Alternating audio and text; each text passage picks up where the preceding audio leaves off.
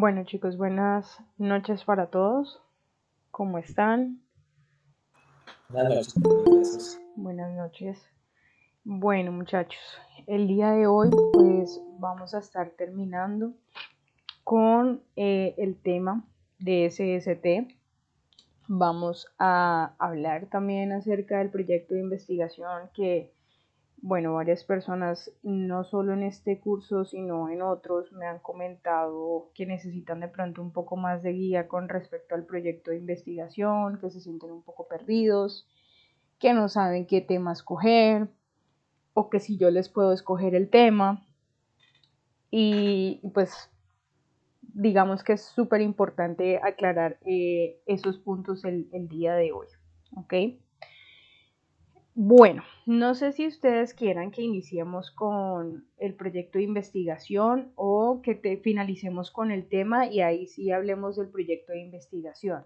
Lo digo porque el tema del proyecto de investigación siempre nos lleva varios minutos, o sea, siempre es un poquito demorado. Entonces ustedes me dirán si arrancamos con clase o arrancamos con la explicación del proyecto. Los escucho. Pues a mí me parece que más con clases. Ok, ¿alguien más está de acuerdo con Paula? Sí, a mí también me parece mejor que primero la clase. Listo. Sí, profe, es mejor la clase. Perfecto. También estoy de acuerdo con ellos. Listo. Bueno, entonces iniciemos con la clase, chicos. Eh, la clase pasada estábamos hablando precisamente acerca de los accidentes de, que se generan por el riesgo laboral, ¿no? Estábamos hablando también, ya lo último, hablamos un poco acerca de la huelga, del paro, etcétera. Y esta clase nos corresponde hablar sobre todo de esa pérdida de capacidad laboral, esa clasificación y calificación de cómo se puede perder la capacidad laboral. ¿Ya? En Colombia pues sabemos bien que existen dos tipos de entidades que nos ayudarán a calificar esa pérdida de capacidad laboral, que en este caso pues son las EPS y las ARL. ¿Ok? ¿Qué sucede? ¿Qué es la capacidad laboral entonces? Como bien sabemos, todos los seres humanos tenemos un conjunto de destrezas, aptitudes y actitudes, habilidades que podemos desarrollar y potenciar con el largo de los años, no solo de manera física, sino también mental, social, etcétera.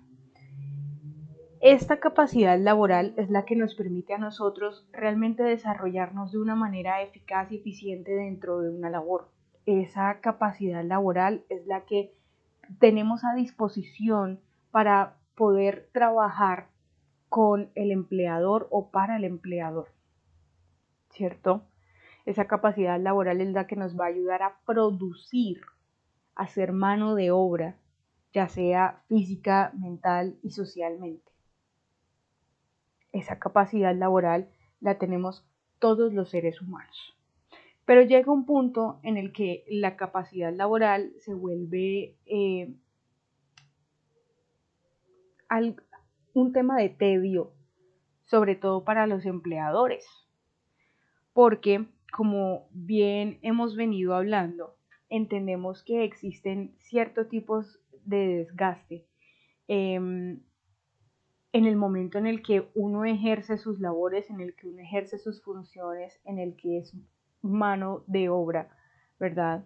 En el que se dedica a esa producción laboral. Y es que en muchas ocasiones el deterioro se genera precisamente a través de el trabajo y en otras ocasiones se genera un deterioro por asuntos o actividades externas. Entonces, de allí nace la llamada incapacidad permanente parcial. Esto se ha estipulado así por los temas de salud ocupacional, existe normatividad acerca de esto y también las ARL están condicionadas a seguir este tipo de normatividad de salud ocupacional, que pues como ya vimos tenemos hicimos una actividad acerca de esa normativa en cuanto al sistema de gestión SST. Entonces, esta incapacidad permanente, chicos, parcial, es simplemente esa disminución. Disminución definitiva o igual o superior al 5% e inferior al 50% de la capacidad laboral total. Entonces, quiere decir, qué pena, alguien está queriendo ingresar, un momento. Quiere decir que esa incapacidad permanente parcial, pues en el momento en el que perdamos ese 5%, por ejemplo, de la movilidad de la mano, ese 5% de la movilidad del pie, de la pierna, de extremidades que son necesarias para trabajar, incluso en un accidente muy trágico que perdamos o se disminuya ese 5% de esa capacidad mental que tenemos como seres humanos. A eso se le va a clasificar como incapacidad permanente parcial. Esa disminución definitiva igual o superior al 5% e inferior al 50% de la capacidad laboral total de una persona. Las consecuencias pueden ser a raíz de el trabajo repetitivo o por un accidente o enfermedad de cualquier origen, no solo enfermedad laboral o accidente laboral, sí, sino de cualquier origen. ¿Qué sucede, chicos?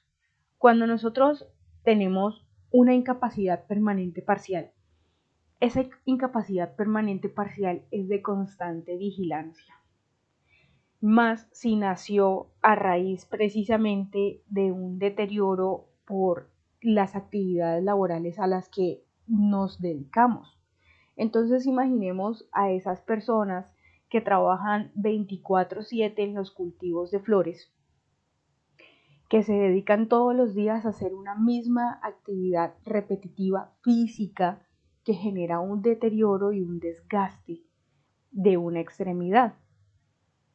Yo tuve un caso hace algunos años de la mamá de una conocida mía, en la que la señora pues trabajó durante toda su vida, 20 años, prácticamente 25 si no estoy mal, en las flores. Y la señora tuvo un desgaste en el manguito rotador que queda en el hombro, ¿no? Que es el que ayuda a darle la movilidad a todo el brazo. Ese desgaste comenzó siendo de un 5%, pero nunca se lo detectaron a tiempo,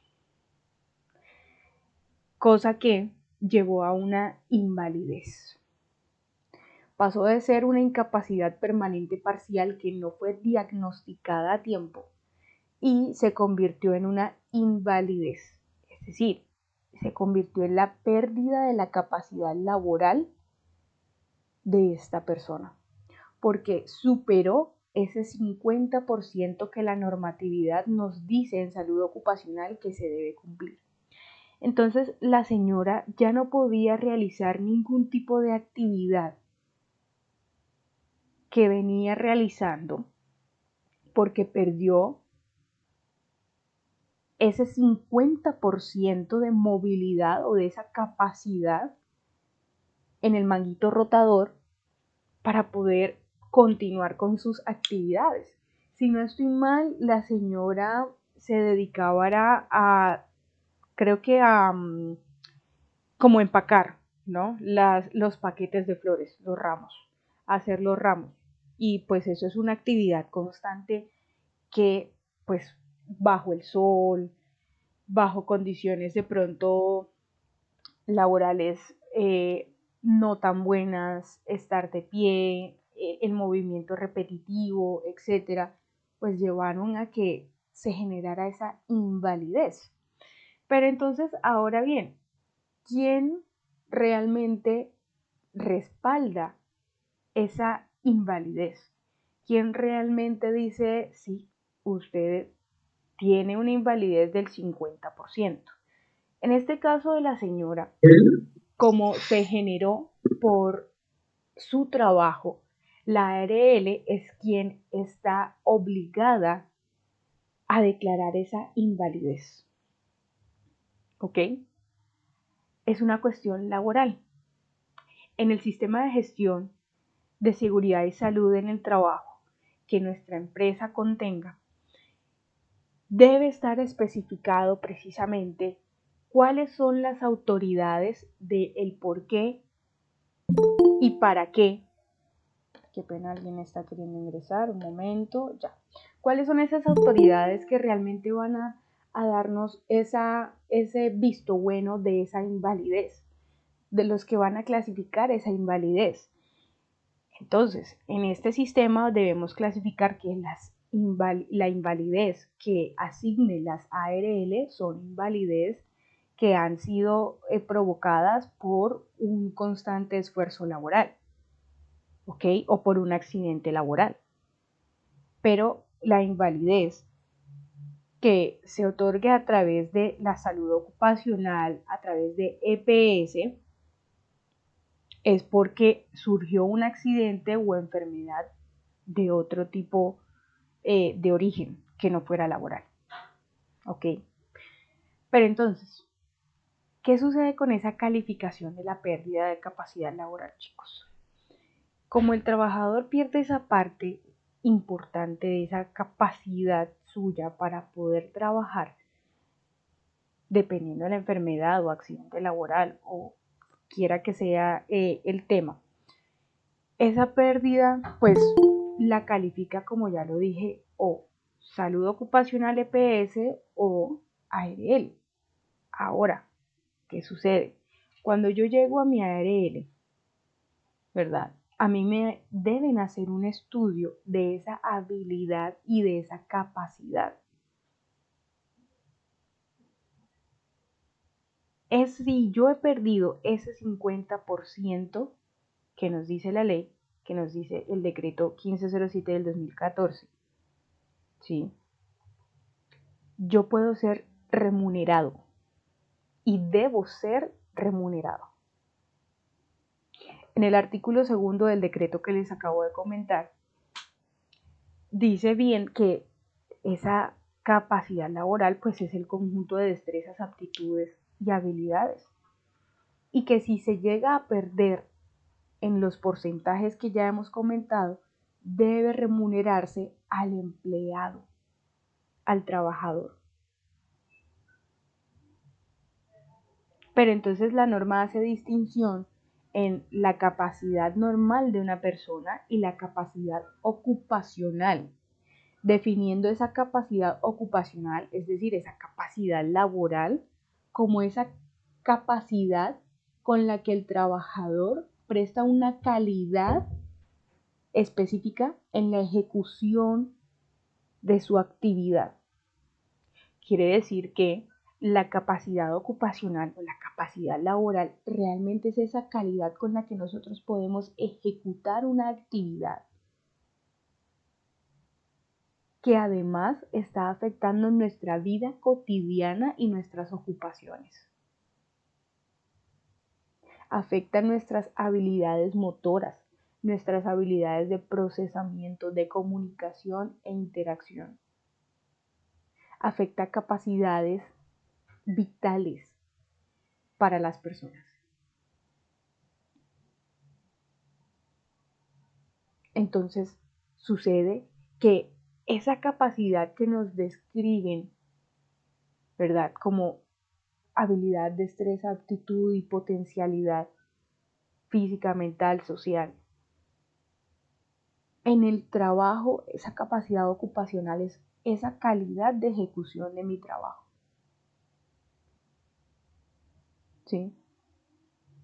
Entonces, en el momento en el que se entiende que se pierde la capacidad laboral, es cuando ya realmente la enfermedad ha avanzado tanto que se convierte entonces en una incapacidad permanente parcial o una invalidez del 5, entre el 5 hasta el 50, hasta antes del 50% y del 50% en adelante, invalidez. Se ha perdido habilidad, se ha perdido destreza para poder desarrollar las actividades. Y sobre todo ha disminuido de un 5% hasta un 50% en adelante esa calidad de ejecución del trabajo. ¿Listo? Pero entonces, ¿qué sucede? Como ya sabemos que es un conjunto de actividades que se deben pues, realizar en diferentes instancias, y que los que tienen competencia para poder otorgar esa invalidez o incapacidad parcial son las ARL y EPS, al momento de los doctores realizar el estudio, deben realizar un estudio claramente a profundidad. ¿Cómo se valora esa pérdida de la capacidad? Existen unos cuadros, ¿ok?, que manejan las EPS y ARL de los porcentajes de la pérdida de capacidad laboral. Y es que, por ejemplo, si una persona ha perdido la mitad de la extremidad de la pierna derecha, se podrá entender que dependiendo de la movilidad y qué tan necesaria sea su pierna derecha, que obviamente es muy necesaria, no, qué tan necesaria sea su pierna derecha para desempeñar sus labores y su vida cotidiana, empezaremos a escalar en esa pérdida de la capacidad. ¿Ya? Entonces, esa pérdida y esa calificación se deben entender como un mecanismo, un procedimiento que permitirá conocer, determinar y calificar el porcentaje de la pérdida de esa capacidad laboral que ha sufrido el trabajador.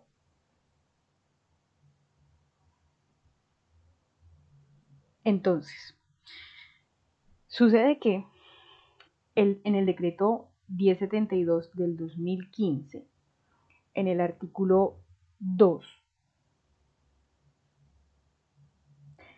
se supone que la EPS o ARL deben instaurar unas juntas regionales de calificación. Esas juntas regionales de calificación, ¿ok?, son las que tomarán la decisión de ese porcentaje que ha perdido la persona en su capacidad laboral. Pero, ojo, el empleado se puede oponer a que sean las juntas regionales los que califiquen esa pérdida de capacidad laboral. Y puede solicitar, ¿ok?, una nueva junta, o incluso si no está de acuerdo con el porcentaje que esa junta regional calificó, el porcentaje de la pérdida que le dio, puede apelar ante una Junta Nacional de Calificación por pérdida de capacidad laboral. Esto es lo que nos dice el decreto 1072 del 2015 en su segundo artículo. Y es que es tan importante, chicos, que las personas realmente tengan conciencia de lo que está sucediendo. Imaginemos que una persona, pues como el caso de la señora que les comento, pues pierde su rotación en el brazo. Quiere decir que tiene que tener el brazo prácticamente pegado al cuerpo y no lo puede mover porque si lo mueve el mínimo esfuerzo le genera mucho dolor. Imaginémonos a una persona que toda la vida ha tenido sus dos extremidades y ahora tenga que acostumbrarse a solamente una. Y que ese brazo o esa extremidad que tuvo esa pérdida de la capacidad laboral, a la que se le calificó la pérdida de capacidad laboral, fuese su brazo dominante. Es muy traumático, tanto ocupacionalmente, desde el área de recuperación ocupacional, como desde el área psicológica para una persona tener que volver a adaptarse a nuevas maneras de conseguir lo que necesita, a usar sus extremidades de manera diferente.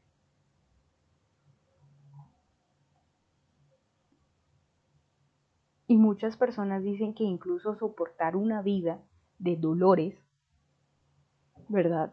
No es calidad de vida.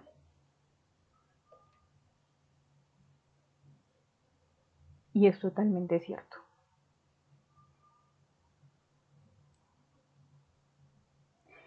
¿Qué aspectos son los que se deben tener en cuenta entonces para calificar esa pérdida de la capacidad laboral?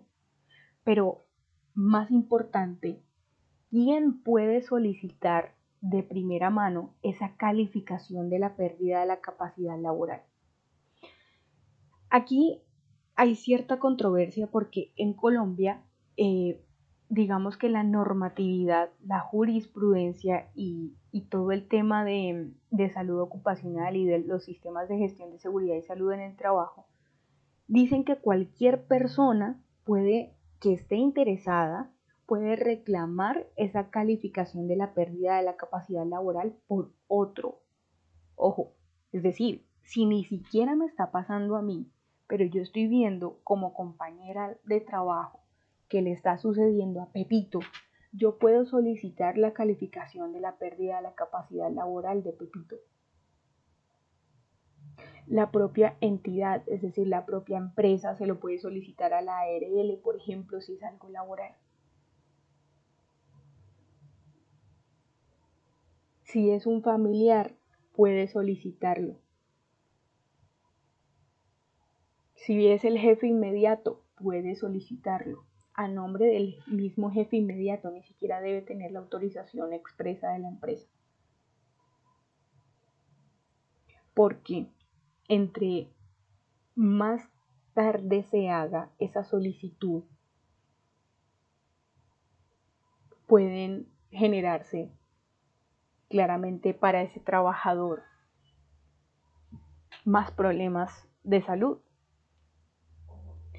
De igual forma, el trabajador que sufre esa enfermedad o de accidentes laborales o de cualquier otro tipo de accidente puede solicitar ante la EPS y la ARL o el fondo de pensiones, incluso, que ya vamos a ver por qué, el pago de las prestaciones económicas correspondientes.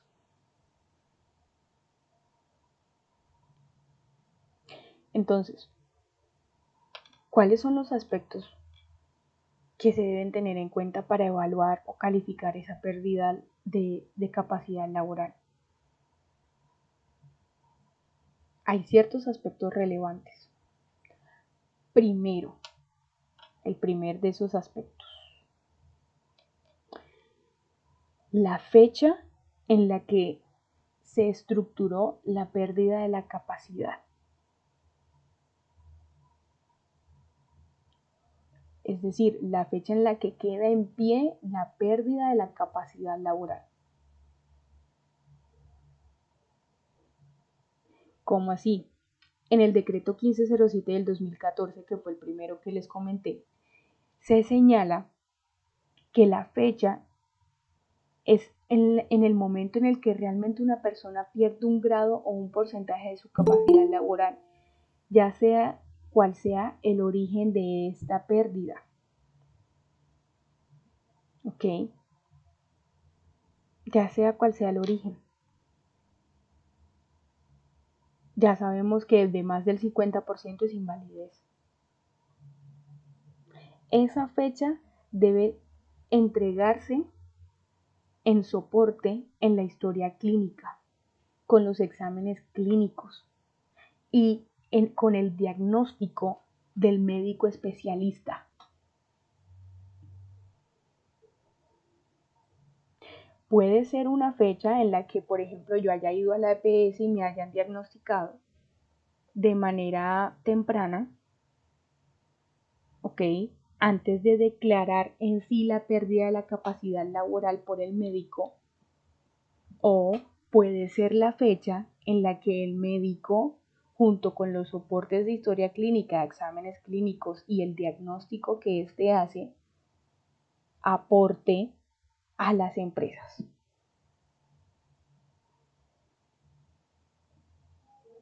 En los casos en los que no exista ningún tipo de historia clínica, hay que apoyarse como médico laboral en la historia natural de la enfermedad. ¿Cómo así?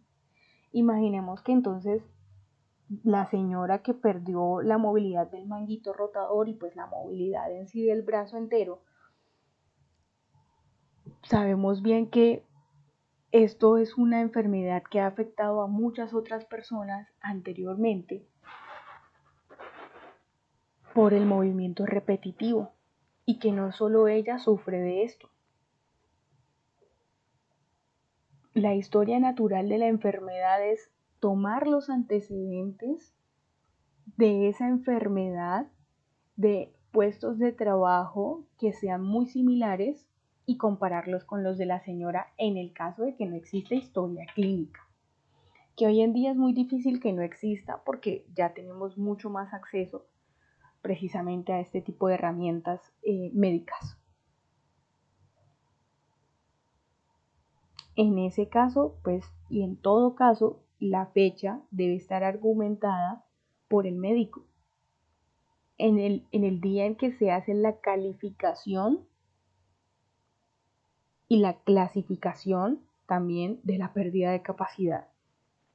Es decir, si estamos ante invalidez o si solamente es pérdida de la capacidad sobre un porcentaje. ¿Ok? ¿Qué sucede? Existe un manual único de calificación de invalidez. En él se estipulan 3 aspectos que se deben evaluar en la capacidad total, en la capacidad laboral, perdón. Primero, si el porcentaje es del 50%, esto ya se convierte en una invalidez, pero es una deficiencia, lo que quiere decir que poco o nada esa persona podrá, por ejemplo, mover su extremidad. Cuando se clasifica dentro del 20%, es una discapacidad. Cuando se clasifica dentro del 30%, es una minusvalía, un minusválido. Y cuando se clasifica en el 100%, es una capacidad laboral total, una pérdida de la capacidad laboral total. ¿En qué caso se da la pérdida de la capacidad laboral total? Que la persona quede cuadraplégica.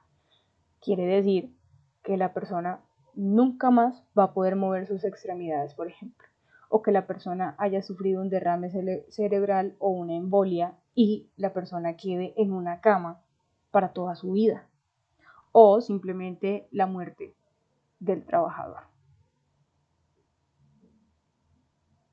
Cuando sucede la muerte del trabajador, suceden 2 cosas. Como ya mencionamos que la ARL, EPS o también pues la entidad de pensión que posee la persona está encargada de pagar ciertos dineros.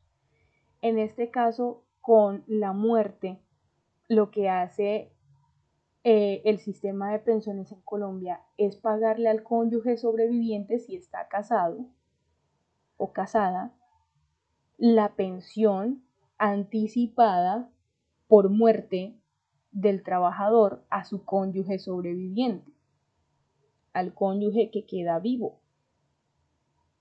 o a un hijo que tenga una discapacidad, que posea una discapacidad ya sea física o cognitiva. Eso es lo que sucede a raíz de la pérdida de la capacidad laboral del 100%. Imaginemos que la persona queda viva, pero queda en hospital, de atención, mejor dicho, la persona no se puede valer por sí misma. Se le otorga una pensión anticipada por invalidez a esa persona.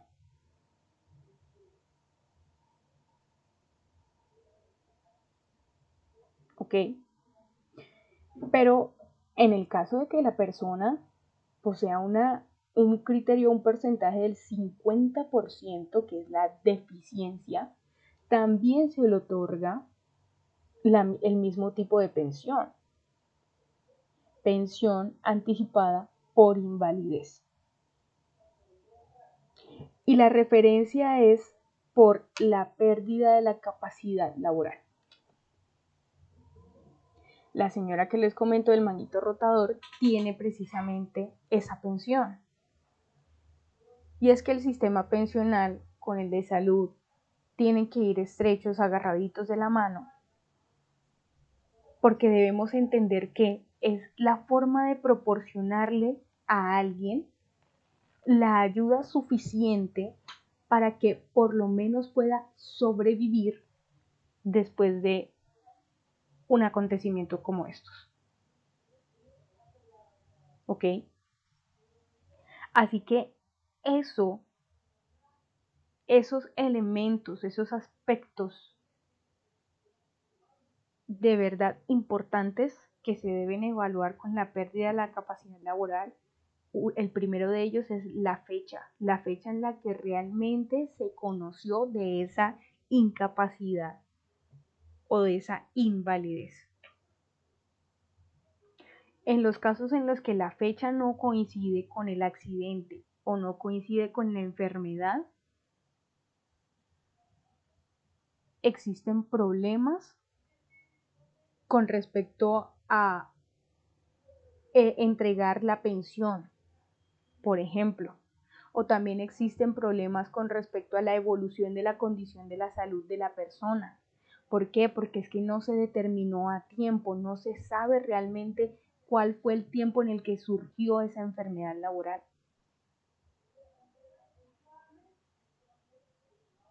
Ahora, el otro aspecto obviamente importante es el porcentaje de pérdida de capacidad laboral, que ya lo hablamos acá en cuanto al criterio de porcentaje: deficiencia, discapacidad, minusvalía y el total. ¿Sí? Dependiendo de ese porcentaje se le dará manejo obviamente a la situación del trabajador y se otorgará pensión por invalidez. Esa pensión por invalidez claramente tiene que cumplir con ciertos requisitos ante el Estado que cada persona deberá entonces demostrar cuál es el porcentaje de invalidez que posee, a raíz de que surgió la historia clínica que se la tiene que dar la EPS o la ARL. Y todo esto debe ir en un paquete hacia el fondo de pensiones que maneje, para que ellos se encarguen de gestionar la entrega de la pensión por invalidez.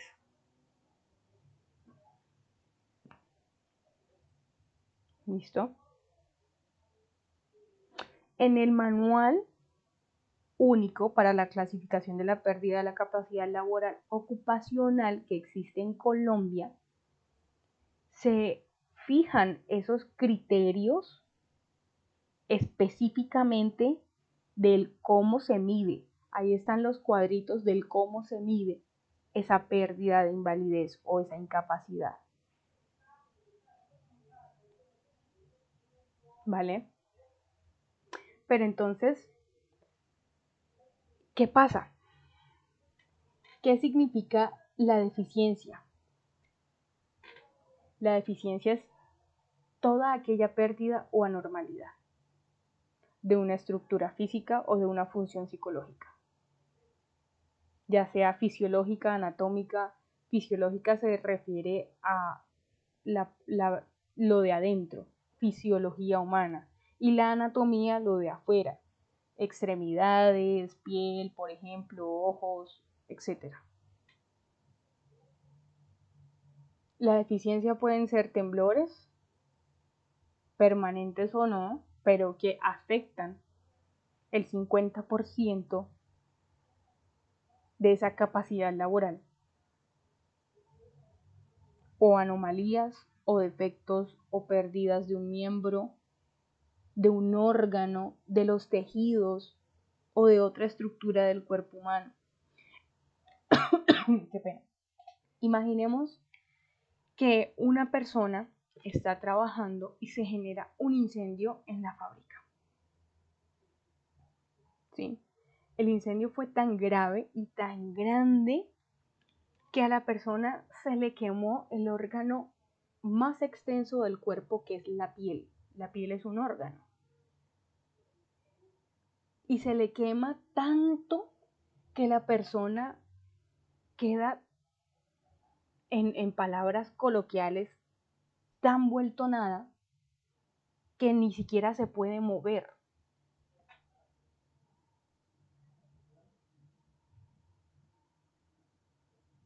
¿Ok? Esa deficiencia anatómica, pero también fisiológica, porque pierde un órgano tan importante como la piel, es decir, ya no tiene nada de piel, lo que tiene es músculo expuesto, genera una deficiencia del 50% e incluso más. Si se pierden sistemas propios de la función mental, el trabajador que por no seguir los sistemas de gestión de seguridad y salud en el trabajo no se puso el casco y le cayó, no sé, maquinaria encima y quedó con afectaciones psíquicas y de funciones mentales muy fuertes, pues tendrá una deficiencia de más del 50% o del 50%. Así se clasificará. ¿Ok? ¿Hay alguna duda hasta el momento?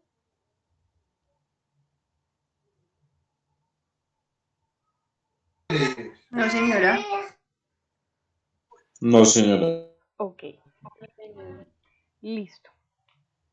Con respecto a la discapacidad, que ya eso se refiere a la restricción o ausencia de poder realizar alguna actividad, ojo, la deficiencia es pérdida o anormalidad en estructuras físicas, psíquicas, etc.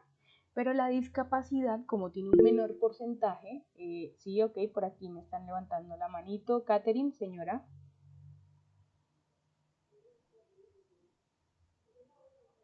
Catherine. Hola, hola, hola, Catherine. ¿No? Bueno, Catherine, ¿me levantaste la O manito? escribir.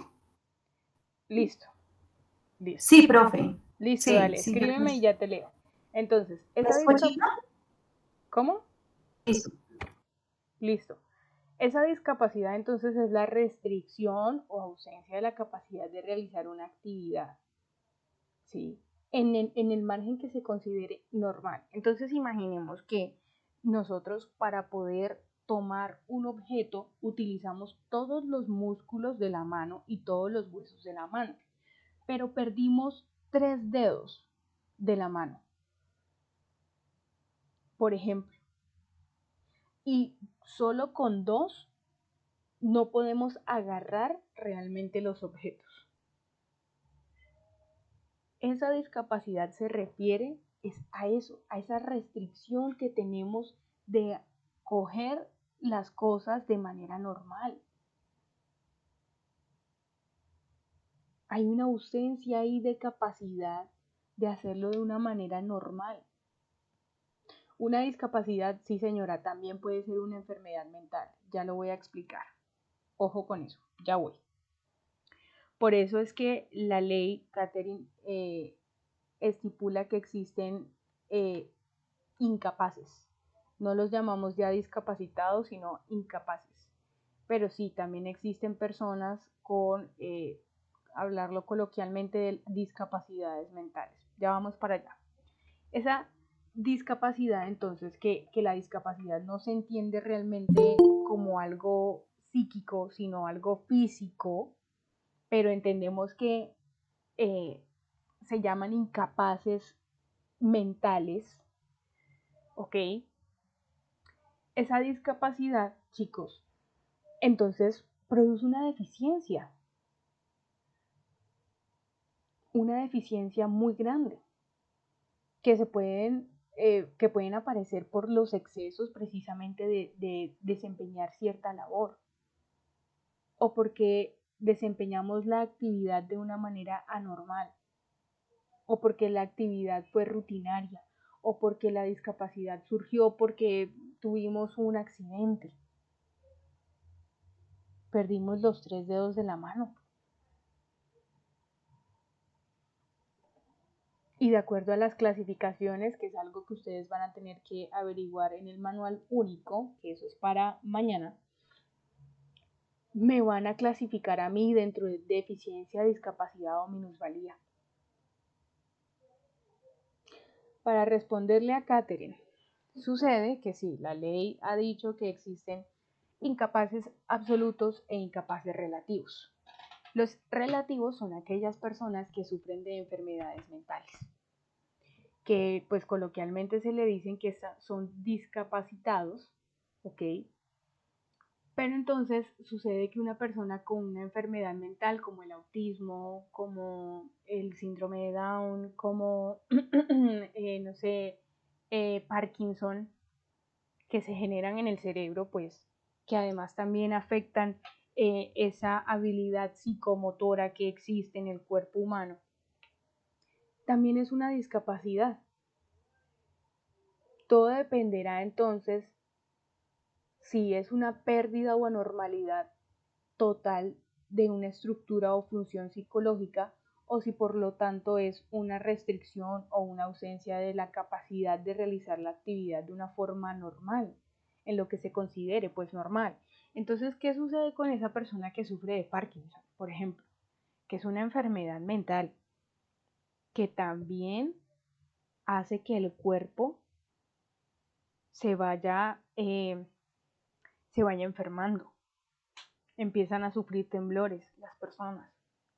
Esta es una discapacidad porque la persona de Parkinson no puede tomar el objeto o no puede agarrar el objeto de manera normal como lo haría otra persona. Y empiezan a temblar. Se les cae, no lo pueden agarrar todo el tiempo, no tienen de pronto como la habilidad para moverlo. ¿De acuerdo? Entonces, una discapacidad también puede ser una enfermedad mental. Pero de otra mano tenemos la minusvalía. La minusvalía se da cuando existe una situación que es desventajosa para el individuo. En consecuencia, pues la actividad es desarrollada de manera deficiente o una discapacidad que lo limita e impide el desempeño de cierto rol. Entonces, imaginemos que una persona perdió sus 2 brazos. No podrá trabajar como carguero en un almacén o un centro de distribución, por ejemplo, porque necesita de esas 2 extremidades. Eso es un minusválido. Pero la invalidez total entonces se entendería cuando la persona queda cuadraplégica, postrada en una cama, que no puede mover ninguna de sus extremidades y que además no tiene otra forma de poder ejercer otro tipo de actividades. Claramente ningún tipo de actividad física. No se puede valer por sí mismo. Ok. Esa minusvalía pues no tiene nada que ver ni con la edad, ni con el sexo, ni con ningún factor social o cultural, etc. La minusvalía le puede suceder a cualquier persona y un minusválido puede ser minusválido precisamente un accidente de tránsito. Wilson Castillo pregunta, ¿estos aspectos son solo producidos por funciones laborales? Porque si la llaman enfermedad natural no aplica. No, ojo. Recordemos que lo que acabo de decir es que si la enfermedad o el deterioro o la incapacidad sucede por algún tipo de actividad diferente, también es una pérdida de la capacidad laboral, así también se entiende. Pero si es una enfermedad natural, por ejemplo, como el Parkinson, que nadie sabe que le va a tocar, ¿verdad? Porque nadie se imagina que tiene los genes en su cabecita. Aunque la enfermedad se produzca de manera natural, también se debe entender como una pérdida de la capacidad laboral porque afecta tu trabajo. Entonces, sí, la enfermedad es una cosa natural, que si tú no te refieres al mundo laboral, pues es una enfermedad natural. Pero aquí lo que a nosotros nos importa es esa pérdida de capacidad laboral que realmente existe. Aunque la enfermedad sea algo natural que se produzca en la persona, al igual está afectando su capacidad laboral. ¿Ok? ¿Listo, Wilson? ¿Alguna otra pregunta de pronto para que tenga alguien más para aclarar? No, señora. No, señora, gracias. Bueno, listo. Entonces, ¿qué sucede?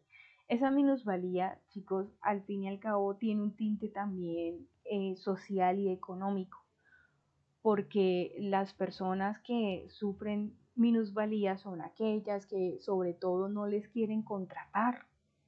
No les quieren contratar porque los empleadores sienten que no pueden ejercer ningún tipo de funciones o que simplemente no les funciona de esa manera a la persona. Pero un minusválido no es una persona que realmente no pueda trabajar. Sí pueden trabajar. El tema es que debe adaptarse el trabajo a ellos y no ellos al trabajo. Y en Colombia no tenemos esa cultura de adaptar, ¿verdad?, el trabajo a este tipo de personas. No la hay, no existe. Por ahí el otro día veía yo una empresa de Medellín que se dedica como pues a la ropa, al tema textil, ¿no? Y esta empresa contrató a un señor minusválido, ¿ok? Porque no tenía sus dos extremidades completas, sus dos piernas completas. Pero el señor llegó diciéndoles que él podía llevarle los domicilios, que él se conocía muy bien la ciudad y que él tenía como una bicicletica que impulsaba con sus brazos. La empresa decidió contratarlo y hacerlo público. ¿Qué hizo la empresa meses después de que el señor empezó a trabajar con ellos? Mandaron a hacer un vehículo motorizado que le facilitara la vida al señor para poder entregar los pedidos de la ropa que se dedican a hacer. Quiere decir que esta empresa realmente adaptó ese trabajo al señor y entendió que no es que él no pueda ejercer ninguna función, es que las funciones ahora deben cambiar para este tipo de personas dentro de una empresa. Pero entonces, ¿qué sucede? Los empleadores prefieren a alguien a los que coloquialmente hablando también les puedan exprimir hasta la última gota de jugo. Porque saben que si una persona como esta es minusválida, llega a demandar, se les va por la cuenta larguísima. Si no están realmente pendientes de sus condiciones laborales y demás, de esas protecciones a sus derechos. Entonces, esa deficiencia, discapacidad o minusvalía hará realmente que nos ayudemos a nos ayude, perdón, a nosotros a clasificar cómo se encuentra esa capacidad laboral de esa persona. Entonces ya sabemos quiénes tienen la competencia, EPS, ARL y fondo de pensiones. ¿Ok? En primera instancia, de acuerdo a las EPS y ARL, como lo dije, en la Junta Regional se validará esa invalidez, ese grado de invalidez o deficiencia, incapacidad, etc. Y la segunda instancia, que es aquí en la que, por ejemplo, en esta primera instancia yo no estoy de acuerdo con ese porcentaje que me dio esta primera junta acerca de mi invalidez, y puedo apelar para que en la segunda instancia y última también la Junta Nacional de Calificación de Invalidez me diga realmente si está de acuerdo con el porcentaje que me dio esta primera instancia o si por el contrario realmente tengo derecho a que se me estipule otro valor dentro de esa clasificación. ¿Ok? Pero entonces, chicos, sucede que esas clasificaciones se encuentran en el manual. ¿Ok?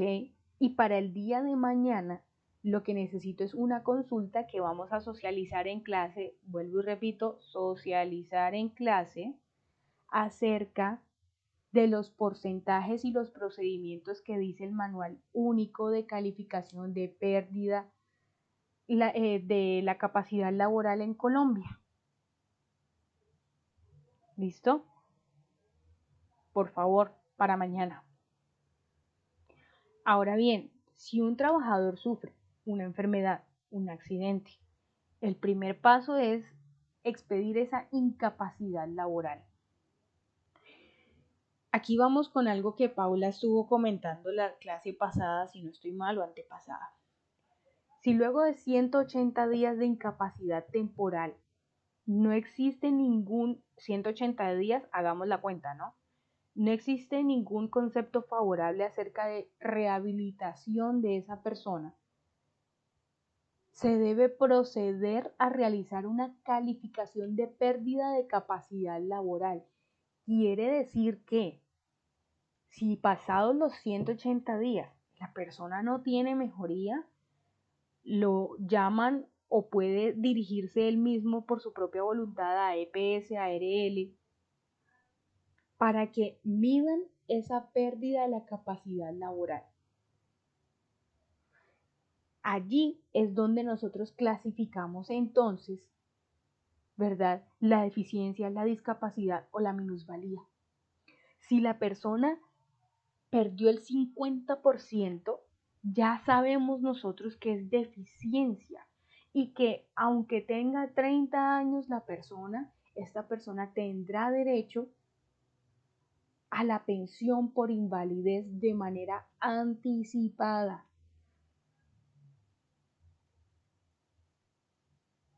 ¿Ok? Siempre.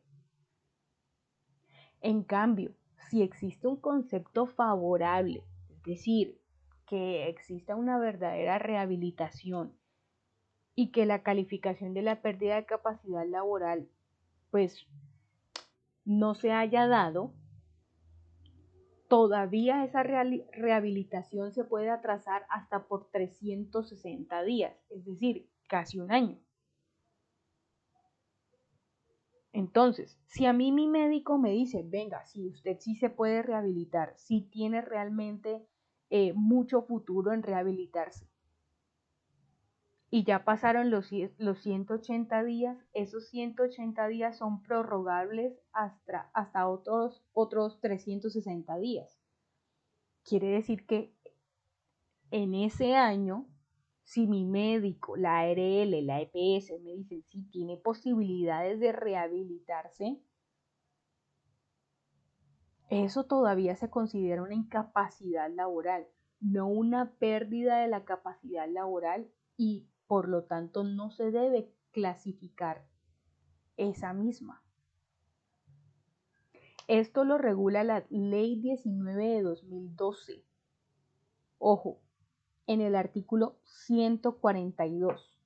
Lo que quiere decir que las incapacidades laborales, cuando existe una favorable rehabilitación o cuando existe realmente una rehabilitación para la persona, para el trabajador, pueden durar hasta 360 días dependiendo de la gravedad. Dependiendo de la gravedad, pero no lo que pretendía hacer la empresa de Paula, que era entregarle ya la parte de la pensión para que ella se pudiera mantener y sostener. Sí, exactamente así fue. ¿Ya? Entonces, ¿qué sucede? A Paula tuvieron que haberle realmente, si ellos querían hacer eso, a ella tenían que hacerle una calificación de la pérdida de capacidad laboral para decir, venga, sí, esta persona ya tiene derecho a tomar su pensión de manera anticipada por invalidez. Pero si no la encontraban de manera exacta del 50% o más con invalidez, pues todavía se encontraba Paula en una rehabilitación que tenían que otorgarle incapacidad laboral. ¿Ok? Ley 19 de 2012, chicos, para que lo apunten, artículo 142. Sucede que como, claro, el empleador tiene que pagarle al trabajador y le tiene que seguir pagando aunque no esté yendo a laborar, no quieren realmente pagar por algo que supuestamente no está cumpliendo el empleado. Pero ¿qué culpa tiene el empleado, por ejemplo, de una enfermedad laboral o de una enfermedad de cualquier otra índole, si las enfermedades nunca se esperan, chicos? O los accidentes nunca se esperan. Yo no espero que en algún momento me vaya a atropellar, entonces yo ya, no. Entonces, si en el concepto de la ARL, que tiene que haber un estudio, si en el concepto de la EPS, que también tiene que haber un estudio, la rehabilitación se puede dar de manera favorable, se pueden extender esos 180 días a 5 o 6 meses, 7 meses, incluso el año, a los 360 días. Pero si pasado los 360 días realmente la persona no tuvo una rehabilitación favorable, sí debe ejercerse esa calificación de la pérdida de capacidad laboral, porque ahí está habiendo un problema no solo psíquico, sino también motor de las funcionalidades físicas del cuerpo, ¿cierto?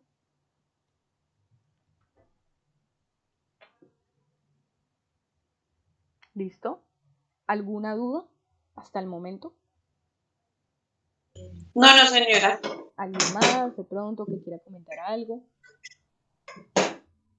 ¿No? Sí, profe. Señor Wilson, Ah, sí, la mañana. ¿no? Y por ejemplo, bueno, Ok, yo tengo un caso precisamente con mi esposa de esto. sí. Y luego Y va es, Viviana, ok, sí, ella, señor. ¿Quieres puntuación Ok, cancel. ¿Te vas a comer acá? Wilson, te escucho, te escucho. ok. En ese caso, digamos, bueno, hay un caso con mi esposa precisamente así. Ella era docente de educación física y resulta que tiene condromalacia, entonces ella empezó a afectarle porque, pues claro, todos los días era clase, con movilidad articular y todo lo Sí. que pertenece a la actividad. Que le afectó esa condromalacia, le hicieron una cirugía, pero entonces el colegio no la contrató más por eso Ujú, y tampoco ella ya ha pedido que la califiquen, dijeron que era una enfermedad común, ujú. se apeló, pero esta es la hora que no han dado respuesta, digamos, en esa parte uno ya, ¿qué otra instancia puede uno tocar o qué se debe hacer ahí? Realmente si no se ha respondido la apelación es muy complejo porque tendrían ustedes que estar pendiente cómo va ese proceso. Es decir, ir allá a la junta y preguntar realmente cómo va el proceso de apelación. Esto, chicos, es muy complejo porque es que en Colombia los procedimientos son demasiado demorados y más cuando una persona joven se tiene que pensionar porque tiene una afectación de estas. Es muy, muy complejo porque en Colombia todavía tenemos esa mentalidad de que es que la persona se está haciendo la que quiere pues no trabajar o la que quiere quedarse en la casa con las pernitas arriba. Sucede que este es un proceso bastante lento, Wilson, porque en ocasiones sí personas han intentado estafar pues no solo al Estado, sino también a las empresas y es un proceso en el que se estudia y se reestudia y se vuelve a estudiar el caso para poder entender cuáles son los tipos de afectación. Pero, por ejemplo, si ella pudiera ir a su EPS, que de pronto lo hacen de manera más rápida que a través de ARL, para realizarse otra valoración o incluso si no estoy mal en Bogotá hay algunas empresas que valoran este tipo de discapacidades e incapacidades o pérdidas de la capacidad laboral de manera pues privada, ¿sí? Y que son como un respaldo, ¿no? Si ella se pudiera hacer esta nueva valoración y presionar con la apelación esta nueva valoración, pues ella tendría nuevas pruebas para poder agilizar de pronto un poco el proceso. Pero sí, en Colombia es muy, muy tenaz este tema porque es demasiado demorado. Las personas sufren mucho, créanme que sí, sufren mucho, sobre todo personas jóvenes, sufren mucho con este tema de las pérdidas de capacidad porque no les creen y aunque ya estén diagnosticados, todavía dudan de que eso sea así. ¿Ok? Entonces, Wilson, yo te recomendaría que mejor pues busquen de manera privada o insistan nuevamente en la EPS para que ella le puedan hacer una nueva eh, calificación. ¿Listo? Que eso sería como una ayuda. Sí, porque ella inclusive ya tiene dictamen de un especialista y ya lleva 2 años y no. Sí, sí, de hecho la señora que les comento del caso del manguito rotador, ella lleva 5 años en la pelea precisamente del tema de la pensión y a ella ya prácticamente no le hace falta nada por cumplir la edad para pensionarse. Entonces, mejor dicho, prácticamente tiene primero la pensión por la edad, porque ya cumplió la edad, y no por la invalidez que realmente fue lo que le generó no poder seguir trabajando. Y si eso es así, se pensionaría con menos dinero y no le conviene porque la pensión por invalidez le otorga por lo menos el mínimo, el salario mínimo a ella. Entonces es una cosa, una situación terrible. Ella claramente ha apelado también, se ha movido mucho, pero este es el tema más demorado dentro del derecho laboral que existe. Este, precisamente. Pero bueno, chicos, Viviana también tenía otra pregunta, Viviana. Señora, pues es una pregunta pues más fuera del tema laboral. Sí. Ejemplo, si una persona que es minusválida, pongamos el caso, un conocido tiene la espalda fracturada y tiene platino, no en todas las empresas lo contratan exactamente porque tiene afectaciones para poder realizar esfuerzo físico. Uh-huh. Él podría acercarse a una EPS o a una ARL y pedir una certificación de minusvalidez. Sí, claro que sí, porque pues ahí lo que tendría que entrar él sería la calificación precisamente de la pérdida laboral. Pero el tema es que si no le afecta demasiado, entonces se encuentra como en un limbo, porque si no le afecta esto demasiado, pero puede ejercer otras funciones, no lo van a pensionar de manera temprana. Esto es algo que sucede muy frecuentemente, que la gente dice, no, pues yo también, así me pasó un caso que un señor tenía platino en todas las piernas y en parte de sus brazos porque había tenido un choque demasiado fuerte y pues a raíz de ese accidente quedó así. Y en la calificación aunque él apeló, la segunda instancia le dijo, no, usted no alcanza el 50%. Y como no alcanza el 50%, pues todavía no se considera realmente una persona que no pueda ejercer otras funciones. Entonces es muy complejo, chicos, porque si a esta persona no le alcanza, pues es como si, sí, usted puede trabajar en otra cosa, busque trabajo de otra cosa que todavía se puede seguir trabajando y se puede pensionar con su edad normal. ¿Me hago entender? A no ser que ya con el tiempo, por ejemplo, han pasado 10 años que tiene platino y le pusieron el platino mal y el platino pues como tenía que caminar encima de él o en la cadera, por ejemplo, pues eso hizo que se desgastaran tanto los huesos de la cadera que ya hoy en día no puede caminar ni siquiera con platino. Eso sí se puede clasificar como una deficiencia o una discapacidad de cierto porcentaje. ¿Ok? Bueno, Wilson por acá me pregunta, profe, pero hay dos modalidades, una sería la de pensión y otra de indemnización. Sí, pero entonces recordemos que el tema de la indemnización va más allá de el daño causado, ¿verdad? Por eh, ese trabajo repetitivo. Por ejemplo, la señora del manguito rotador pidió indemnización, pero a la vez pidió pensión de invalidez de manera anticipada, porque tiene todo el derecho. Es el día en el que no le han pagado la indemnización tampoco. ¿Me entienden? Y esas indemnizaciones pues son un tema aparte porque son un tema civil, no un tema laboral. Entonces la indemnización es porque realmente ella se sintió mal porque toda la vida no le prestaron atención a esa discapacidad que hoy en día tiene y que se fue generando poco a poco y que eso le generó otro tipo de secuelas. Esa indemnización se hace de manera civil en el derecho y el tema pensional es un tema laboral. Entonces, como quien dice, tendría que demandar dos veces, una por la parte civil y una por la parte laboral. ¿Listo? Carlos tiene acá, dice, tuve un compañero con edad pensional y con enfermedad laboral y lleva peleando más de 5 años y nada que lo pensiona. Precisamente. Aquí está, chicos, esto es pan de cada día en Colombia. Y es un tema El en el viejito casi se muere y nada que lo pensionan.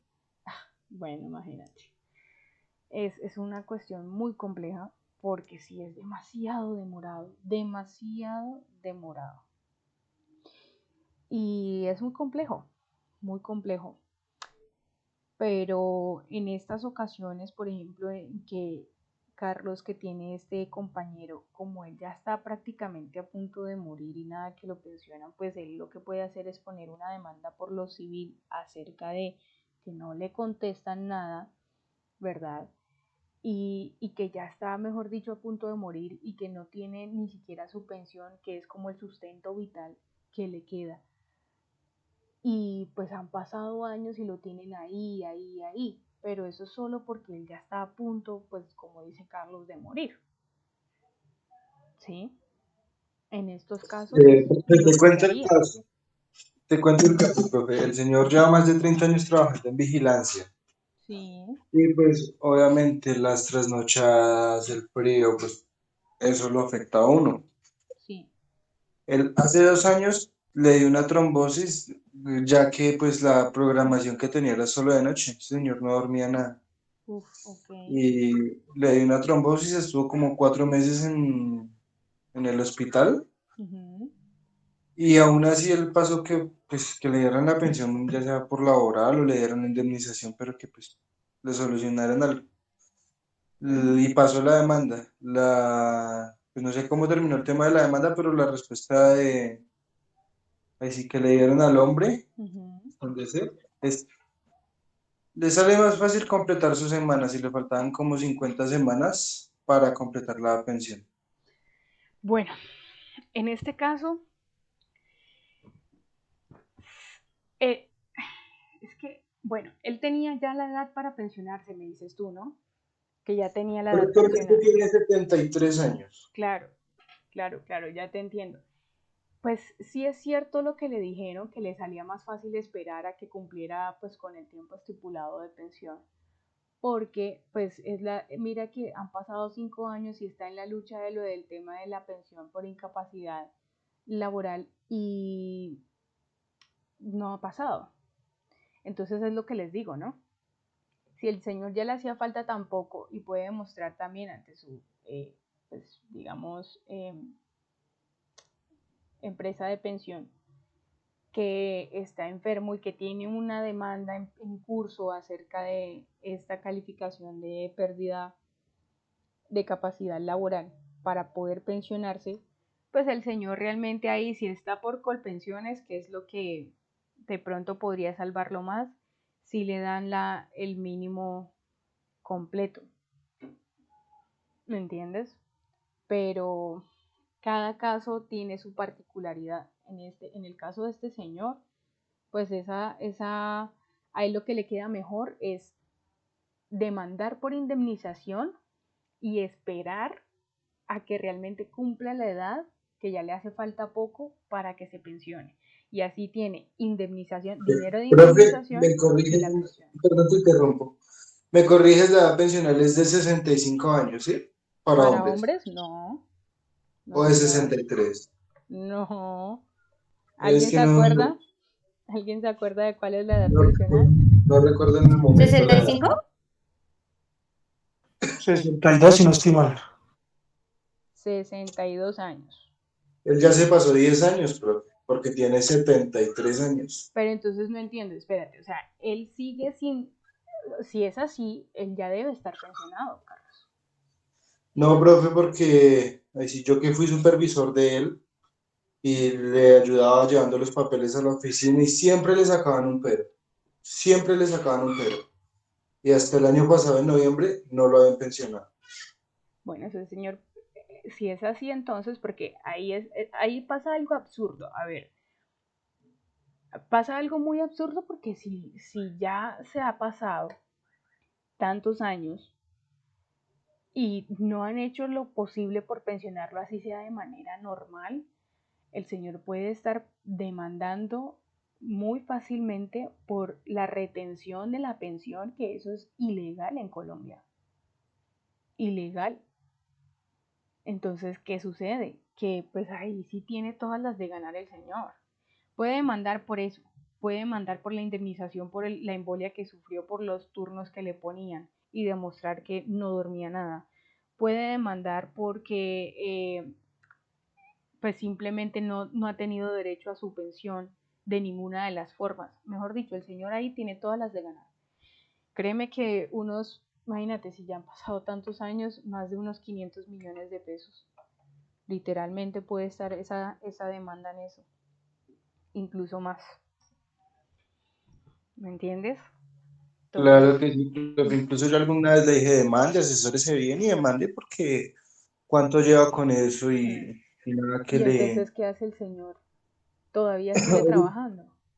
Él todavía sigue trabajando porque pues ahí sí ha batallado mucho con la pensión y él tiene un hijo con una discapacidad desde su nacimiento Ajá. y él es el que se encarga porque ya la esposa murió.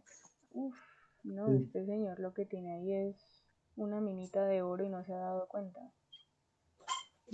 Sí, yo le dije cuando ay, sí, lo que alcanzaba a hablar con él, le decía, si no le hacen rápido una solución a eso, hombre, demande porque sí, muy buena la empresa y todo, pero Hmm. ya están es jugando con su salud y, y le No, están tumbando la pues pensión. sí, no solo con la salud solamente, sino con el tema pensional, que es muy, muy importante pues para su manutención. Imagínate cuántos años tiene ya y no está pensionado, eso es ilegal, ahí le están reteniendo pensión, están en mora, incluso la empresa está en mora con el pago de esto.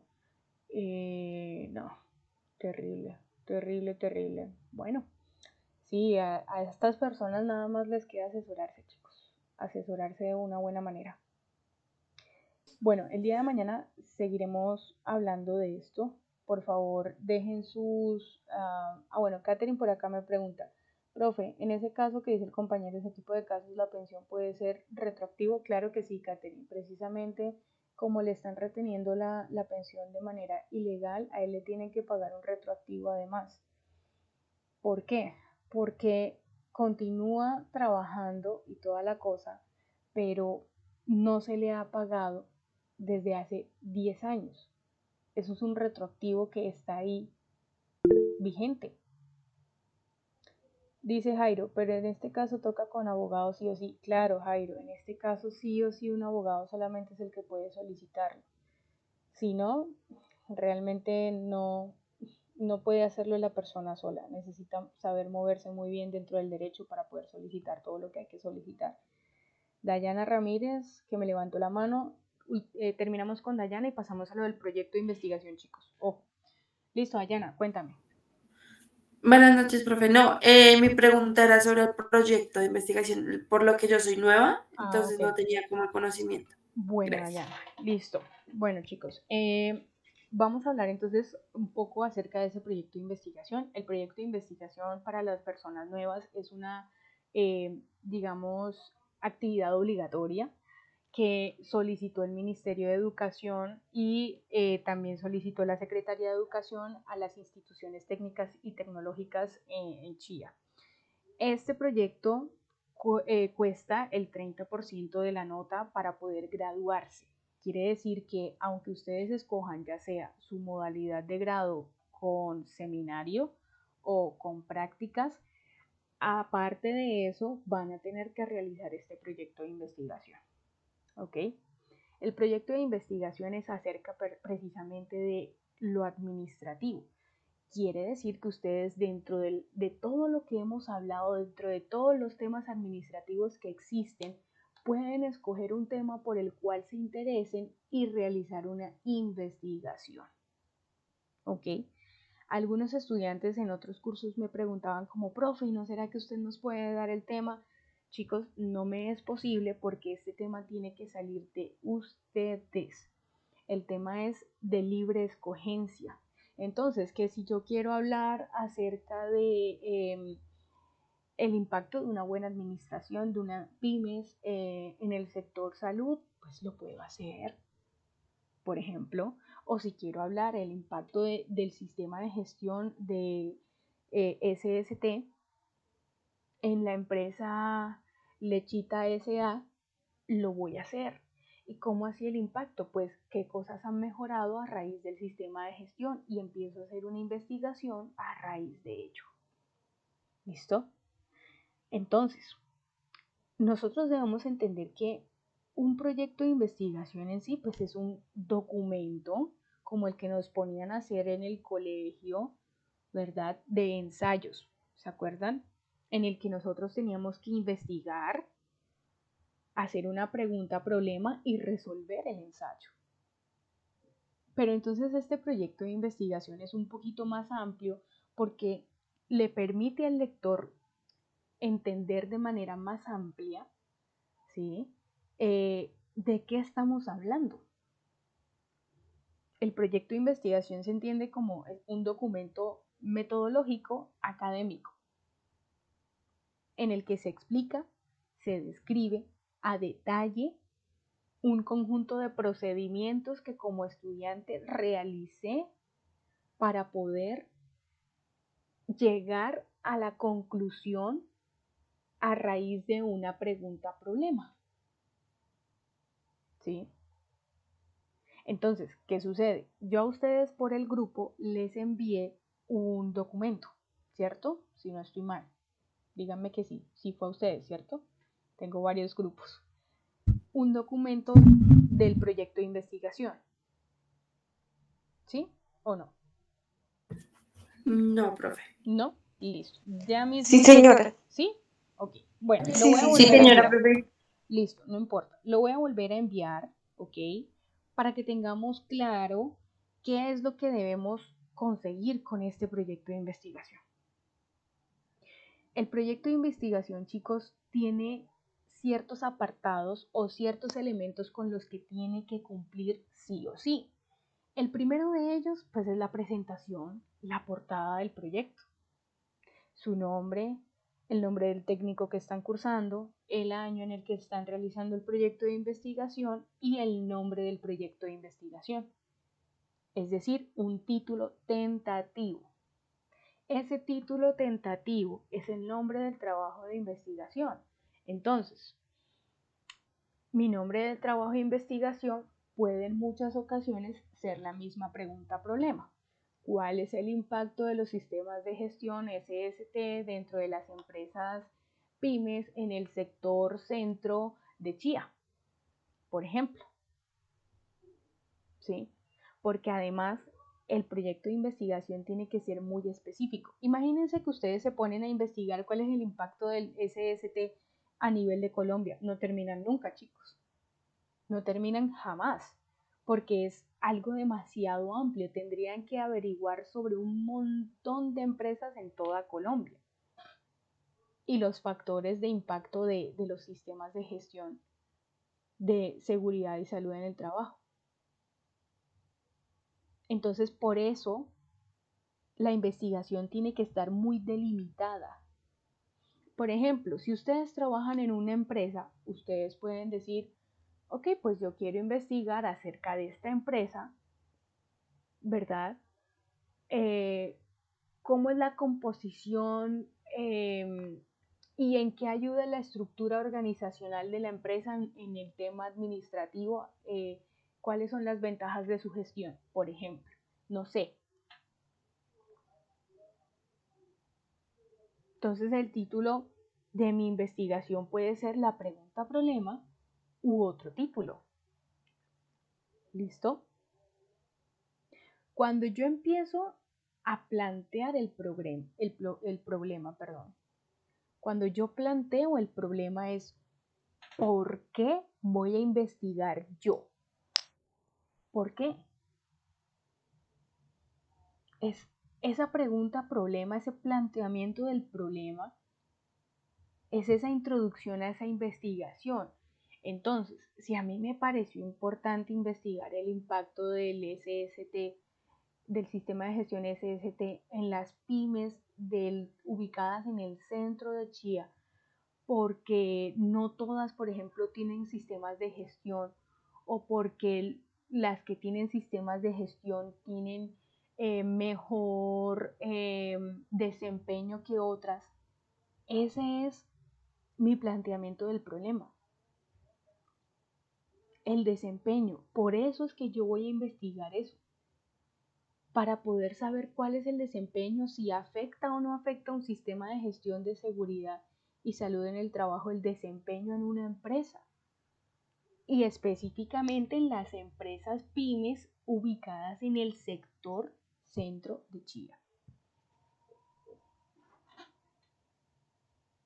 Entonces, los primeros elementos con los que tiene que cumplir son título tentativo, es decir, un título que creamos nosotros que se puede adaptar a lo que vamos a investigar, el planteamiento del problema, ese por qué yo quiero investigar, ¿sí? ¿Por qué quiero resolver ese interrogante que se me metió en la cabeza? Y luego de ello vendrán los antecedentes.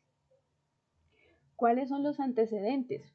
Los antecedentes, por ejemplo, pueden ser la historia del sistema de gestión de seguridad y salud en el trabajo en Colombia, desde cuándo se vienen implementando, o desde qué año, por ejemplo, en Chía se implementan los sistemas SST, o por qué las empresas, por ejemplo, pymes, no implementan tantos sistemas de gestión SST y las que son multinacionales o grandes superficies sí lo hacen.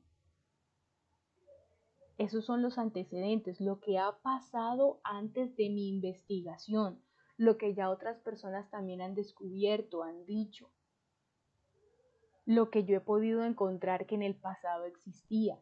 Esos son los antecedentes, una revisión previa a esas investigaciones sobre la misma temática, por ejemplo.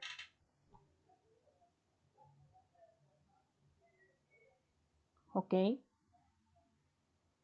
Otro elemento importante que yo debo realmente poner aquí encontré un documento que me sirve. En mi proyecto de investigación, a ver, los voy a compartir, por aquí está.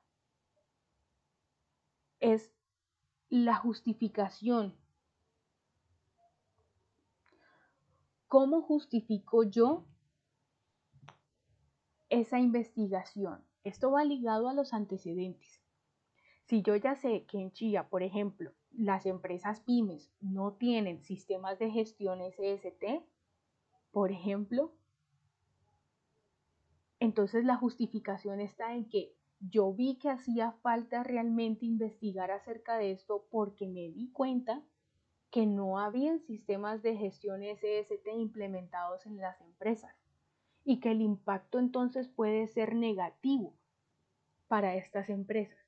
¿De qué manera? Es lo que tengo que investigar, o sea, de qué manera puede ser el impacto negativo, es lo que tengo que investigar. Esa justificación va vinculada entonces es a eso, a cómo voy a contribuir yo en el campo del saber en esta investigación.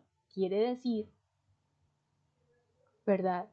Que ¿por qué estoy justificando yo esta investigación? Ay, no, es que de la noche a la mañana me dieron ganas de investigar acerca de esto, pero ¿por qué? Porque es que yo me di cuenta que habían vacíos, por ejemplo, en los sistemas de gestión SST que se ejercen en Chía. Esa es la justificación, esa es mi justificación del por qué quiero investigar. ¿Ok? Además, otro elemento es el marco teórico. ¿Cómo así el marco teórico? El marco teórico, chicos, está compuesto es por todos aquellos conceptos que yo sé que a mí me van a servir dentro de mi investigación. Entonces, por ejemplo, que Pepito Pérez en el año 2010, en una investigación que también realizó Pepito Pérez, dijo que el sistema de gestión SST era tal cosa. Entonces yo me voy a basar en ese concepto para poder desarrollar mi investigación. Yo estoy de acuerdo con Pepito en el concepto de lo que él cree que es gestión SST. Entonces, ese marco teórico, que son como 2 hojitas máximo, pues va a contener, nos vamos a basar en el concepto de Pepito Pérez del año 2010, de la investigación que realizó en tal, en el que se asegura que la gestión SST es tal y tal y tal y tal cosa. Luego de ese concepto, por ejemplo, yo puedo utilizar otro tipo de conceptos también que me ayudarán a mi investigación. No solo voy a conceptualizar qué es SST, sino que es un riesgo laboral. Voy a conceptualizar lo que es una ARL, la normatividad, por ejemplo, que me sirve a mí, que también en Colombia las normativas o las leyes dictan conceptos, que son conceptos pues que se encuentran en la ley y que son bastante respaldados, no que lo dijo cualquier persona, sino que estaban dentro de la ley, por ejemplo. Ese es el marco teórico, chicos.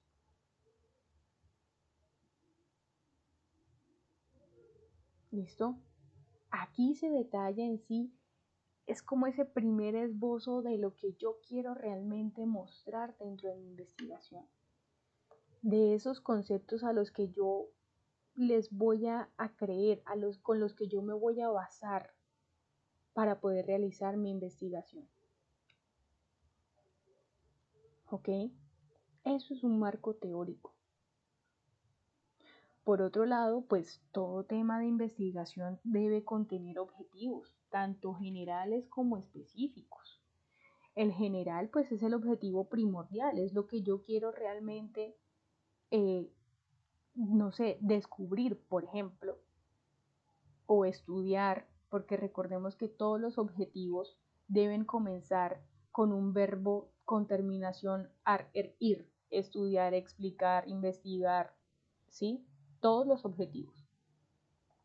Entonces, mi objetivo general, voy a decir, ok, pues el verbo del objetivo general es explicar el impacto de los sistemas de gestión de las empresas pymes del centro de Chía.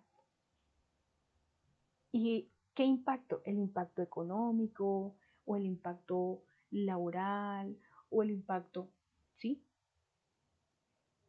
Así es que ustedes tienen que centrarse. Entonces, el objetivo general, pues es un objetivo precisamente amplio en el que yo voy a querer eh, darle sentido a mi investigación. Y los objetivos específicos, pues son todos aquellos objetivos que yo voy a ir cumpliendo a lo largo de mi investigación. ¿Sí? Estos están vinculados en esa etapa en la que yo encuentro información. Entonces, por ejemplo, un objetivo específico puede ser que puede ser demostrar a través de un censo, por ejemplo, el impacto económico de las implementaciones de los sistemas de gestión de calidad, por ejemplo, en una empresa. Dayana, señora. Profe, buenas noches. Tengo una pregunta, es que no sé si de pronto, bueno, se puede hacer. Digamos, tú estás haciendo como acá algo local, ¿cierto? Que habla sobre el sistema de seguridad y salud del trabajo. Uh-huh. Em, para basarnos en la parte del marco teórico, que es donde tomamos los referentes, Uh-huh. y como a veces no se encuentra tanta investigación como para tener unas bases sólidas para esa investigación, no se podría de pronto tomar algo como nivel Colombia, hablando del término de el estrés laboral, cómo puede influir en la productividad de una empresa. Se me ocurre, ¿no? Pero pues estaba preguntando es porque a veces yo sí me pongo a ver y no veo como tantos, o sea, yo estoy investigando esta tarde Uh-huh. porque me pareció pues llamativo el de seguridad y salud del trabajo, pero no encontré así como Ya, tantos a listo. nivel local. Bueno, les voy a comentar lo siguiente. Claro, a veces de pronto no existen muchas investigaciones acerca de lo que nosotros pues queremos investigar, pero ojo, ahí es que saber buscar, chicos. Ojo con lo siguiente. Ustedes saben que Don Google, tiene todas las respuestas sabidas y por haber supuestamente lo que dice la gente, ¿no?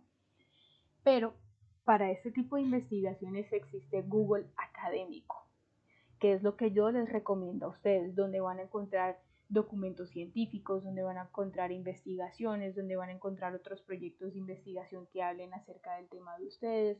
Tienen es que saber buscar. Hay bases de datos de universidades que son gratuitos, como la Universidad Nacional, la Universidad del Bosque también tiene base de datos gratuita, nada más tienen que registrarse. O existen diferentes bases de datos que pueden aparecerles a ustedes en Google Académico en los que solo con el registro pueden acceder a la información. Obviamente hay otras bases de datos pagas que esas no nos sirven, pero también existen las bibliotecas. ¿Sí? Esto, chicos, es una investigación que ustedes no van a encontrar de pronto de la noche a la mañana. No es que vayan a encontrar todos los temas que necesitan de la noche a la mañana. Y tendrán que leer bastante para poder encontrar como esa información que realmente están necesitando para su investigación. Me pasó con mi especialidad y también me pasó con mi tesis de grado, que ya uno a veces llega a un punto en el que se quiere arrancar el pelo porque no encuentra información, pero sí hay, sí existe. Y es saber cómo de pronto ubicarse. Si de pronto yo tengo información que a ustedes les sirva, se las puedo enviar por WhatsApp. Eso todo dependerá obviamente del temario que ustedes escojan. Así que ese marco teórico lo pueden armar a raíz de Google Académico, de bases de datos de universidades u otras bases de datos y de documentos en bibliotecas o de libros en bibliotecas. Incluso las bibliotecas también manejan, las bibliotecas sobre todo en Bogotá, que son muy grandes, manejan, ¿cómo se llama? Manejan archivos de investigación. Así que pues a ustedes les beneficia muchísimo eso porque otras investigaciones también son marco teórico para ustedes y también son respaldos para el cuerpo, ¿verdad? Del proyecto de investigación suyos. Así que en el momento en que ustedes delimiten de pronto de manera primordial o tentativa el tema, ahí de pronto yo les voy a ayudar con cierta temática o decirles como mira, puedes buscar aquí o mira, de pronto encontré tal cosa, busca tal autor, así, ¿ok? Pero hasta que no tengan un tema de pronto delimitado, ahí sí me es muy complejo a mí, ¿vale? Otra cosa, chicos, ustedes van a salir, los que ya están por graduarse, ustedes van a salir de pues las clases teóricas y van a tener que iniciar ya sean sus seminarios o sus prácticas y yo pues ya no voy a estar con ustedes en clases presenciales, por lo que el apoyo mío también es un poco limitado con ustedes. Ojo, recuerdo, esto lo pueden hacer en grupo, que es el consejo que yo les doy, o lo pueden hacer individual. ¿Por qué les doy el consejo en grupo? Porque lo terminan de manera más rápida, porque se pueden repartir tareas, porque todo dependerá de ustedes realmente para poder alcanzar ese grado, porque recordemos que esto cuesta el 30%. Entonces es de interés de cada quien. Si el comité evaluador que revisa estos proyectos de investigación no les da una nota suficiente para que ustedes se puedan graduar, pues lamentablemente, chicos, ahí tienen que hacer otro tipo de cosas dentro de la institución para que puedan optar por el grado nuevamente. Entonces es como no dejarlo como si esto no fuera tan importante, sino como meterle las baterías y de pronto hacerlo en grupo, hacerlo bien. Obviamente yo los voy a estar guiando, pero ustedes también tienen que trabajar de manera pues autónoma en el tema de las investigaciones. ¿Listo? Luego de ello, chicos, luego de ese marco teórico, luego de esos objetivos, siguen lo que es el marco metodológico. El marco metodológico es el cómo lo voy a hacer. Entonces, por ejemplo, si yo voy a hacer encuestas a 10 empresas que están ubicadas en el centro de Chía acerca de sus sistemas de gestión SST y cómo funcionan, pues yo entenderé que mi metodología de investigación es una metodología de investigación cuantitativa. Quiere decir que voy a poder contar a raíz de esas encuestas un número, ¿verdad? Voy a poder clasificar en número, por ejemplo, la información que tengo. Entonces, 10 empresas tienen sistemas de gestión SST. Listo. 10 empresas han tenido accidentes laborales. Listo. Entonces, las encuestas tendrán que ser, ¿en su empresa han existido accidentes laborales? Sí, no, tal vez. ¿En su empresa existen sistemas de gestión SST? Sí, no, tal vez. Así. ¿Listo? Eso es cuantitativo. Quiere decir que yo puedo contar a ciencia cierta, ¿verdad? Con la investigación que estoy realizando. Pero el cualitativo es simplemente una descripción de la información que he encontrado. Entonces, yo no voy a tener que irme cualitativamente, una metodología cualitativa, yo no voy a tener que irme a las 10 empresas, no, sino que lo que me aparezca en internet me va a servir a mí como respaldo. Y lo único que puedo hacer es llamar a las empresas y preguntar acerca del tema del que yo estoy investigando. Eso luego voy y lo plasmo en el cuerpo del trabajo. ¿Listo? Esa metodología entonces es la relación entre el procedimiento, es decir, los pasos que yo voy a dar o las actividades que voy a realizar durante mi investigación para poder encontrar la información necesaria y darle respuesta a esa pregunta ¿verdad?, de investigación. Antes de las referencias bibliográficas, chicos, que aquí de pronto no está, son y debe ir las conclusiones. ¿Cómo así? Las conclusiones pues obviamente son aquellas respuestas que yo logré encontrar a raíz de mi investigación. Entonces, si las 10 empresas en Chía, en el centro de Chía, no tienen sistemas de gestión SST, encontré que hay un déficit de implementaciones de sistemas de gestión SST y que no se cumple con la normativa. ¿Listo? Por ejemplo, así de sencillo. Luego ya en las referencias bibliográficas, muchachos, pues sí, vamos a copiar todos los links a los que nos refiramos nosotros. Entonces, por ejemplo, si yo encontré 3 páginas en las que habían documentos de investigación, yo cojo, copio el link y lo pego en mi bibliografía. O si por el contrario yo encontré fue un libro, pues referencio el libro.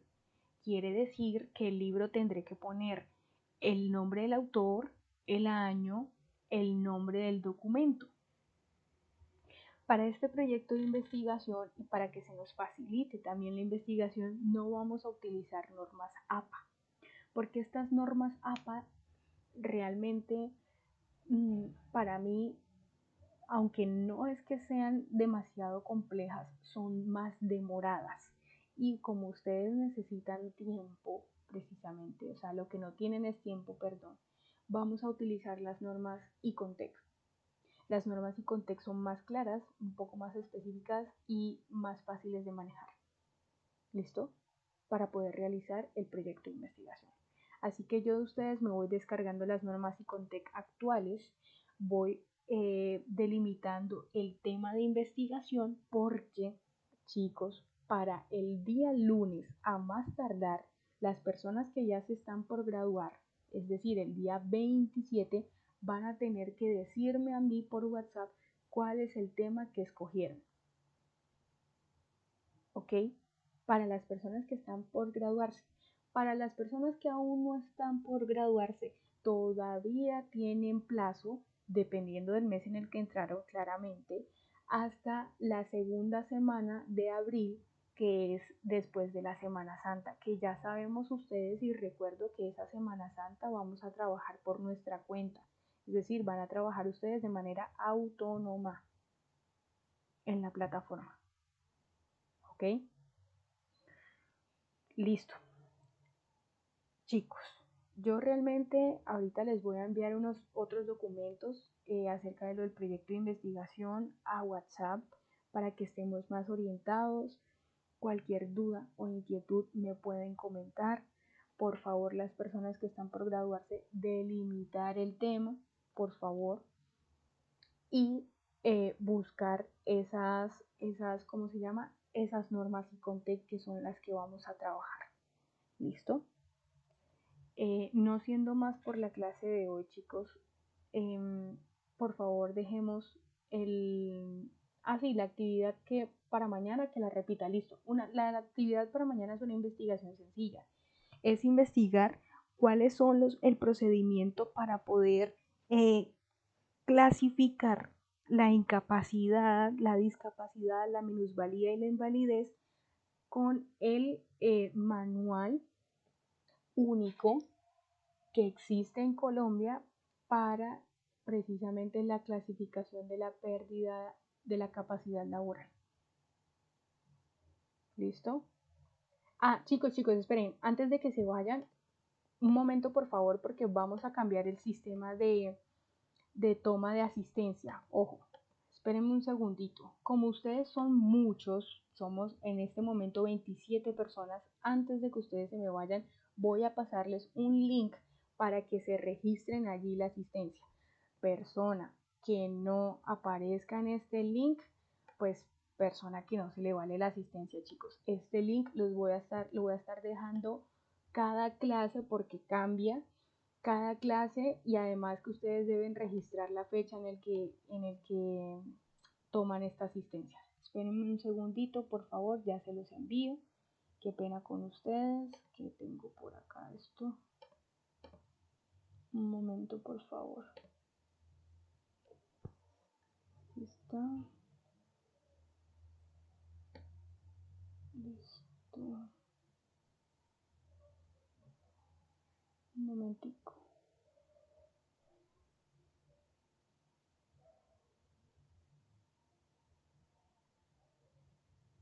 Un momentico, qué pena con ustedes, muchachos. No sé por qué ahora no lo encuentro. Regalen un segundo. Yo lo tenía por aquí.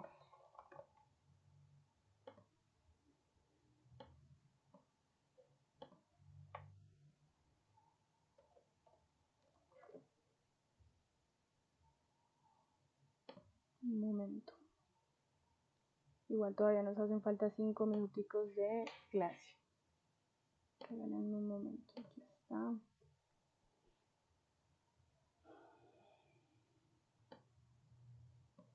Aquí está.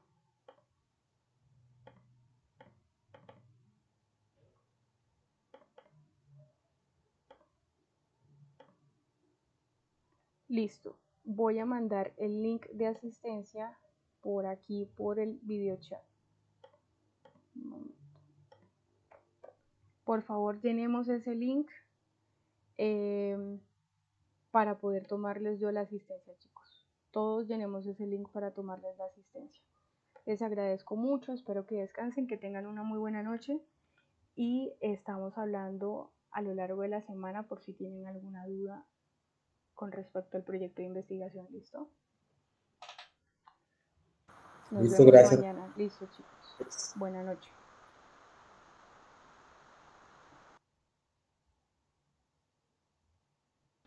Igualmente, feliz noche, hasta luego. Igualmente, chicos, descansen. No se les olvide llenar el link de asistencia. Gracias. Sí, profe, ya lo realicé. Gracias. Listo, chicos. Gracias, profe. Feliz noche, que descanses.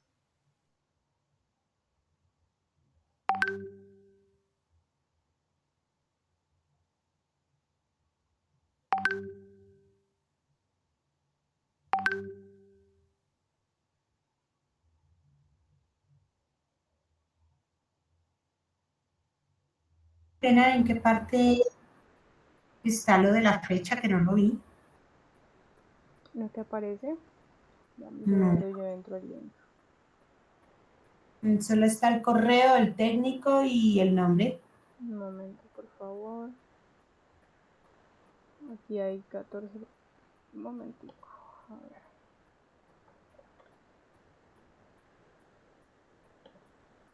Ahí les debe aparecer ahorita la fecha.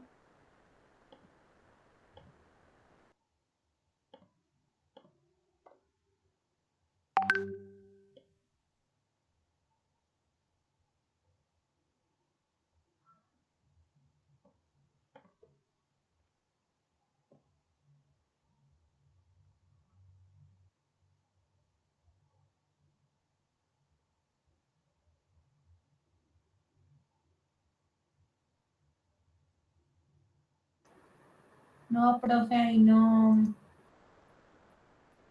A mí ya me aparece, chicos. Dice miércoles y jueves clases de 8 a 10. No, Ya. no. Abajo. Se los voy a volver a enviar. A mí ya me aparece la fecha. O sea, No. es para que ustedes introduzcan la fecha. Por favor. Gracias. Sí, ya lo envié nuevamente. Ahí está. Ay, jefe, profe, qué pena. Otra vez se cansó. Me repite lo de la tarea para mañana, es que se me fue la onda ahí. Listo. Es buscar en el manual único sobre las incapacidades, la calificación de la incapacidad laboral en Colombia. ¿Cuáles son esos elementos con los que tienen que cumplir las empresas de EPS y ARL para clasificar la incapacidad o la invalidez? Listo, profe, muchas gracias. Buenas Bueno, noches. chicos, igualmente descansen, que estén bien.